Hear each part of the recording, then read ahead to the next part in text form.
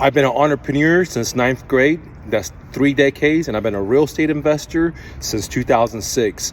And just recently, 3 of my students got a subject to deal, and they were messaging me saying, "Hey, Mike, how do we make the mortgage payments on behalf of the seller since we bought the property?" Okay, so there's 3 ways to do it. But before I dive into it, I want to let you know this is very, very important.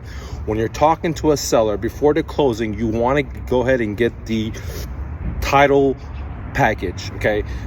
Closing package. Sometimes they call it title package, sometimes they call it closing package, okay? What is inside of the closing package? There's going to be a survey, there's going to be title policy. If it's a brand new home, there's going to be warranty, there's going to be mortgage coupons. There's a lot of different stuff that's in there that you'll need, okay? It's very, very crucial that you ask the seller to give you that. One good example is I did a deal back in 2007, and the home was brand new, so I asked the seller for the closing package. 5-6 years later, the home had foundation problems. It was a brand new home. I called the home builders, and they said, "Show us the proof of home warranty." Because I had the title closing package, I was able to provide the builders with it, and they just wrote me a check. They said, "Do you want us to come fix it, or we can write you a check?" I said, "Yeah, just write me a check because I'm going to sell the property anyways." So they wrote me a check. So this is why it's so crucial to ask for the title closing package. Now, there's basically 3 ways to make the mortgage payments on behalf of the seller. The first one is the easiest way to do it, and this is my favorite way to do it, is I just ask the seller to give me their online banking. During the closing process, there's 3 waves of paperwork that needs to be signed. On the very first wave, I ask the seller to sign me a limited power of attorney on the property. Therefore, I can message the bank on behalf of the seller and change the username, change the password, change the email, change the phone number to my company's information. That way, when I buy the property, I can just log into their online banking and make the payments on behalf of the seller because I own the property now, okay? So the easiest way to do it is just to ask to get access to the online banking, the mortgage banking that the seller has, and change their contact information to yours, your email, cell phone number. This is very, very crucial because down the line, you might not be able to find the seller 6 years later, 7 years later, and if you have to set up the password or something, reset the password. You don't want to chase them down to like, "Hey, can you give me the password? Can you give me the code?" You might not be able to find the seller, okay?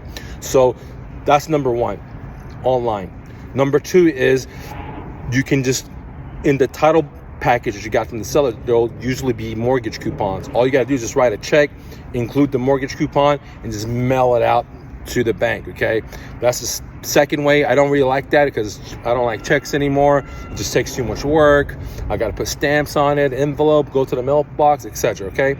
The third way to do it is just like if you don't have the mortgage coupons, then all you got to do is just write a check, and on the note, you just put in the mortgage number, okay, the loan number. I'll even put in the address of the property and then the mortgage number on the bottom. So there's basically 3 ways to pay off the seller's mortgage when you buy a property subject to a seller financing is through their online banking, which is my favorite way, to write them a check and include the coupon, mortgage coupon, or just write them a check and then on the check put the address and the mortgage number, okay?